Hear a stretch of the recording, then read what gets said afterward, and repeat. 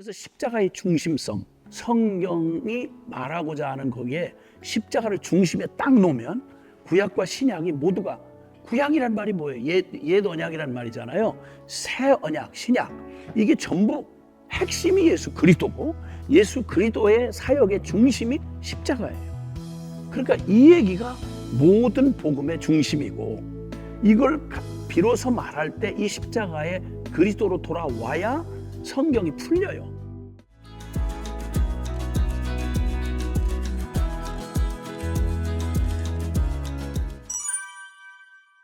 저도 십자가의 돌 이야기를 계속 들으니까 그 사도행전에도 이런 십자가의 도가 이방인에게 드러났던 그 사건이 에피소드가 좀 기억이 나요. 왜 초대 교회로 세워졌던 그 빌립 집사님이 갑자기 전도를 하시잖아요. 근데 그 이야기가 사실은 그 어떤 이야기보다 핵심적인 그 예수님의 죽음에 관한 이사야서 53장에 대한 이야기를 읽고 있었던 그 구스, 그러니까 에디오피아에서 왔던 그런 내시가 읽었던 이야기에 대해서 얘기를 하면서 진짜 바로 십자가의 도를 이야기해 주었던 그런 기억이 나는데, 진짜 이것처럼 다른 이야기가 필요한 게 아니라 이방인이든 유대인이든 십자가의 도가 분명하게 전해지면 그게 진짜 가장 큰 능력이 되는 것 같아요. 네, 그 맞아요. 예루살렘에서 오순절 날, 그때 예수님을 죽인 지 50일 만에 오순절이잖아요. 근데 거기서 성령이 충만한 120문도들이 그때 외쳤던 말이 놀랍게도 십자가예요. 그러니까 너희가 50일 전에 죽인 바로 그 예수를 하나님이 다시 살리셨고 그리스도와 주를 삼으셨다. 그러니까 너희는 하나님이 보내신 메시아를 잡아 죽인 자가 되었다. 이렇게 이제 외치니까 성령님이 강력하게 역사하시면서 그 강팍했던 50일 전에 예수님을 죽였던 유대인 중에 열성분자들이 오순절날 모인 사람들인데, 이 사람들이 이 강력한 성령의 메시지가 성경 전체, 아브라함 때부터 해서 성경 전체에 전하고자 했던 핵심, 그게 바로 메시아를 보내겠다고 약속하신 아브라함과 다윗의 자손으로 보내시는 메시아가 올 것이다. 그런데 그 메시아로 오신 분이 예수 그리스도였고 그분을 너희가 잡아 죽였다. 그런데 주님이 그를 살리셔서 그리스도와 메시아를 삼으셨다. 이랬더니 그냥 강력하게 뒤집어졌잖아요. 형제들아, 우리가 어찌할까? 우리가 진짜 메시아를 죽였네? 이러면서 막 통곡을 하고 버들버들 떨 때 전한 게 회개하고 주 예수를 믿으라. 십자가에 죽인 바로 그가 그리스도시다. 이 메시지를, 십자가와 부활의 예수 그리스도라는 메시지를 그냥 정확하게 받고 회개하고 그 예수님을 주와 그리스도로 영접하고 받아들인 유대인 신자들이 하루에 3,000명이 예루살렘 교회가 시작됐잖아요. 이게 우리가 알고 있는 이 땅의 신약 교회의 최초의 성령께서 역사하신 거예요. 핵심 메시지가 십자가의 그리스도였죠.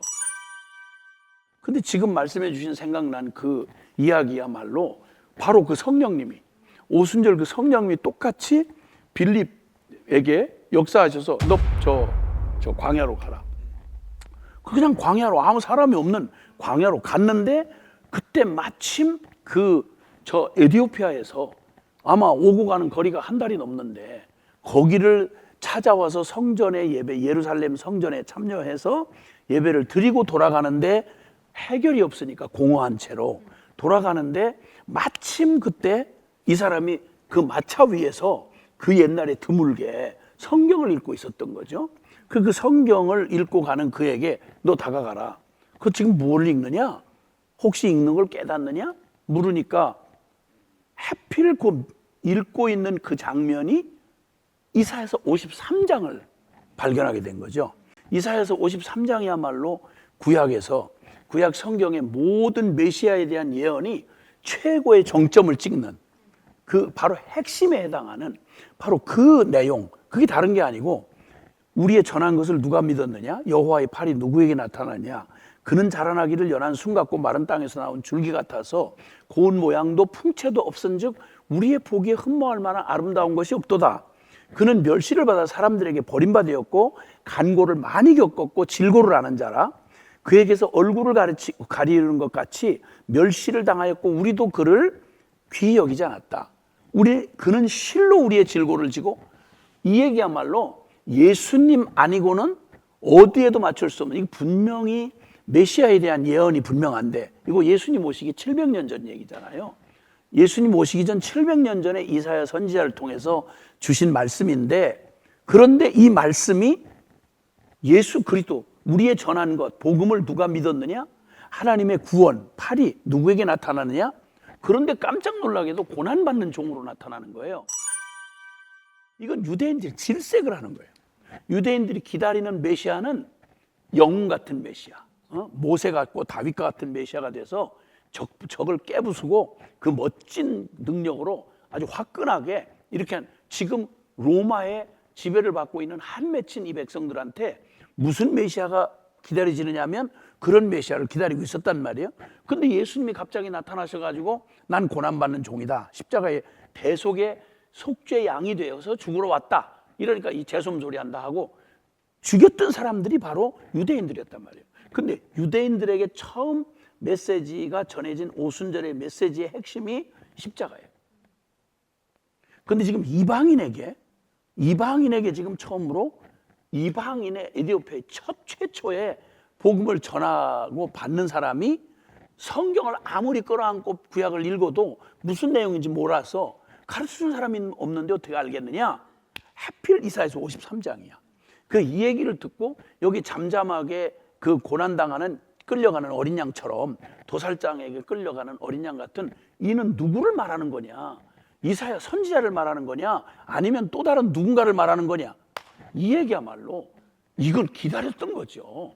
복음을 가진 사람이 너무너무 신나는 핵심으로 훅 들어오니까 할 말이 많은 거죠. 그냥 그래가지고 그 마차 위에서 아주 정답을 딱 제일 정확한 질문을 묻는, 이사야서 53장을 묻는 그에게 십자가야말로 초대교회 성도들은 딴 건 다 몰라도 십자가 얘기를 막 하라고 그러면 막 이렇게 막 흥분해가지고 방송을 찍는지 뭐 하는지도 모르고 막 난리도 아닌 거예요. 십자가 얘기만 하면 할 말이 많은 거예요. 딴 얘기하면 할 말이 없는데 관심도 없고, 그런데 십자가 얘기만 하면 막 살아나는 거야. 이거야말로 막 이건 대박 터진 얘기고 이건 뭐 어떻게 할 수가 없는 거예요. 그 얘기를 정확히 전달했더니 이 얘기를 알아듣고 세상에 구순애시가 그 자리에서 물웅덩이를 보더니 세례 달라는 거예요. 세례를 받음을 누가 금할 것이냐. 그리고는 거기서 세례를 받고 그냥 헌연히 기쁨 중에 그 길을 가더라. 그래서 전승에 의하면 에티오피아 최초의 복음이 제일 먼저 들어갔어요. 그리고 지금도 에티오피아는 최초의 아프리카에서 최초의 기독교 국가였으며, 그리고 지금도 복음으로 아주 강력한 나라죠. 이런 일이 핵심이 뭐냐면 이거예요. 그 놀랍게도 이사야서 53장을 유대인들은 금서로 해요. 지금 못 읽게요.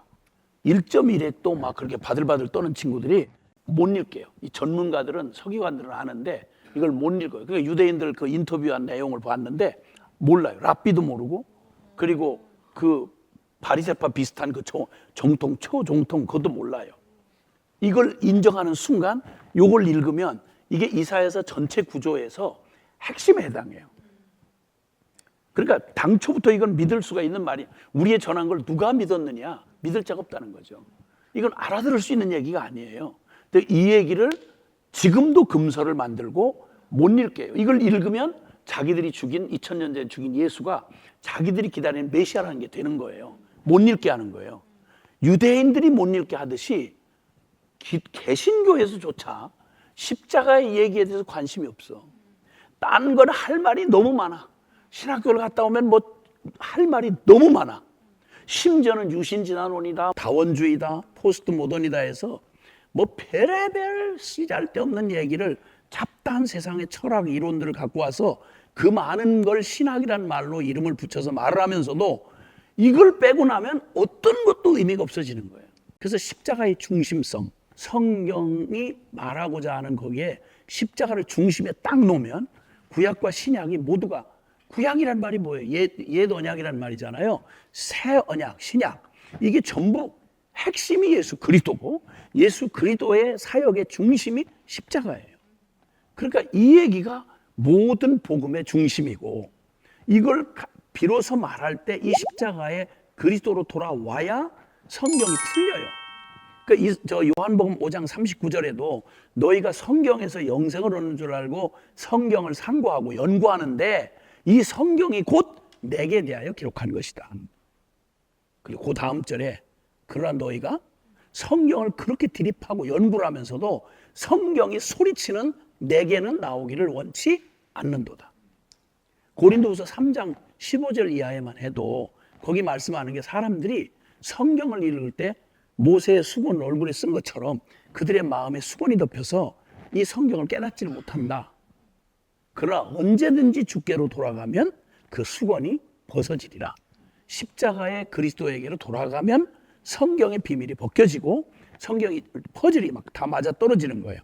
한 사람의 신앙생활에 뭐 여러 가지 방황들을 하고 뭐 안타까운 얘기도 하고 뭐 성경을 아는데 막 은혜는 받았는데요 그렇게 사라지질 않아요 하는 모든 얘기가 어디서 결론이 나야 되냐면 백문일답, 십자가 앞으로만 정확하게 나와서 부딪히면 그러면 이 십자가가 모든 것에 해답과 결론이 되기까지 십자가를 주목하면, 바라보면, 그러면 변명의 여지가 없어져요. 왜 안 되는지에 대한 그 타령하는 내가 어떤 존재인지를 알게 되고, 그래서 왜 오직 십자가의 복음의 믿음이어야 하는지가 그냥 그대로 되는 거예요. 그래서 이사야서 53장 이 놀라운 이 복음의 거의 정점과 같은, 여기에 뭐 주님께서 어떻게 이걸 달리 해석하겠어요? 그가 실로 그는 우리의 질고를 지고 우리의 슬픔을 당하였거늘 사람들은 생각하기를 그 저주받아서 하나님 앞에 버림받았어. 십자가를 이렇게 취급한다는 거예요. 그렇게 똑같이 취급했죠. 이스라엘 사람들이. 그가 찔림은 우리의 허물을 인하며 그가 상함은 우리의 죄악을 인함이라. 그가 징계를 받음으로 우리가 평화를 누리고 그가 채찍에 맞음으로 우리가 나음을 입었다. 6절은 우리가 다 양 같아서 그릇 행하여 각기 제 길로 갔거늘 여호와께서는 우리 무리의 죄악을 그에게 담당시키셨도다. 어떻게 달리 해석할 수 없는 십자가 아니고는 도저히 풀어지지 않는 이게 성경의 핵심이에요. 이게 핵심이고 중심이에요. 그러니까 이 복음 이사야서 53장을 만난 그 놀라운 이방인을 구원하시는 일에 요 핵심을 그대로 하필 그때 이사야서 53장을 성령이 읽게 하신 거죠. 읽고 하필 빌립한테 지목하셔서 그 얘기 해석해 줘. 해석해 주었더니 눈에 비늘이 떨어지면서 그냥 세례를 받는 이 놀라운 역사가 다른 거 없어요. 십자가로만 돌아가면 교회는 이제 능력을, 복음의 능력을 회복하게 돼요. 개인도 마찬가지고, 개인도 이 십자가의 도. 근데 방송을 보는 분들이나 모든 분들에게 정말 묻고 싶은 얘기가 있는데, 그 오랜 경험을 가지고 있는 모태신앙의 장로의, 집사의, 권사의 이런 분들이, 제가 40년 동안을 교회를 섬기면서 가서 보면 다른 많은 것들은 교파가 어떻고 교회 정치가 어떻고 교회 안에서의 무슨 예배 의식이 어떻고 할 말이 너무 많은데 이상하게 십자가에 대한 얘기만 물으면 할 말이 없어. 그리고 할 말이 없는 정도가 아니라 그 얘기는 난 너무 부담스럽다고, 너무 딱딱하다고, 날마다 십자가 얘기만 하냐고. 그럼 날마다 십자가 없이 어떻게 살아요? 십자가에 대해서 할 말이 없는 거예요. 이게 무슨 말이에요, 이게? 이 어처구니 없는 일이 오늘날 우리가 보고 있는 우리 삶의 괴리, 그리고 우리 교회의 무능력, 그리고 이 기가 막힌 죄악과 이런 방황이 어디에서 출발하냐면 바로 이거예요. 십자가에 부딪혀지지 않은 복음 하는데 십자가를 중심에 놓지 않는 복음. 별소리 다 해요. 별이단이 다 나올 수 있고, 그래서 지금이라도 십자가로 돌아가면 정말 결론 나는 거죠. 그래서 이사야서 53장에 이 십자가의 복음, 이 예언, 700년 전에 예언이 고스란히 예수님의 생애를 통해서 그대로 일어난 거죠. 이거야말로 핵심, 본질이라고 할 수 있는 거죠. 네.